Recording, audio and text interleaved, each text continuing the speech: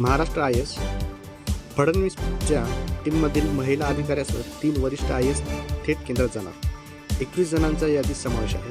बघा detail information. विविध राज्यातील वरिष्ठ IAS अधिकाऱ्यांना केंद्राच्या सेवेत काही काळ काम करण्याची संधी दिली जात आहे. केंद्रीय मंत्रिमंडळ नियुक्ती समिती म्हणजेच ACC 2 दिवसापूर्वी देशभरातील 41 अधिकाऱ्यांची यादी प्रसिद्ध केली आहे. या अधिकाऱ्यांना केंद्र सरकारमध्ये सचिव आणि समकक्ष पद आणि अतिरिक्त सचिव पदाच्या पॅनलमध्ये समावेश केलेला आहे.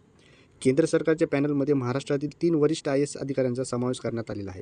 त्यामध्ये 1993च्या तुकडीचे महाराष्ट्राचे केडरचे अधिकारी सुरेंद्रकुमार बागडे यांचा समावेश करण्यात आलेला आहे. ते सध्या केंद्र सरकारच्या national centre for good governance या संस्थेचे महासंचालक म्हणून कार्यरत आहेत. या पदावर त्यांची ऑक्टोबर 2024 मध्ये नियुक्ती करण्यात झालेली आहे. बागडे यांचा समावेश सचिव किंवा समकक्ष पदाच्या पॅनलमध्ये करण्यात आलेला आहे. राज्याचे मुख्यमंत्री देवेंद्र फडणवीस यांच्याकडे गृह खाते आहे.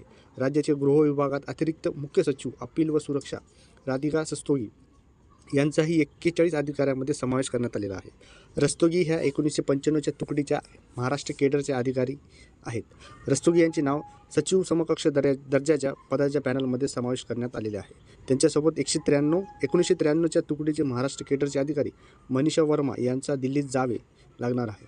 वर्मा हे सध्या राज्याचे कौशल्य रोजगार विभाग अतिरिक्त मुख्य सचिव म्हणून कार्यरत आहे. राज्यातील हे तिन्ही वरिष्ठ अधिकारी असून त्यांना थेट केंद्र सरकारच्या सेवेत काम करता येणार आहे. महाराष्ट्र केडरचे अनेक अधिकारी यापूर्वी दिल्लीत अनेक कार्यालयांमध्ये काम केलेले आहे.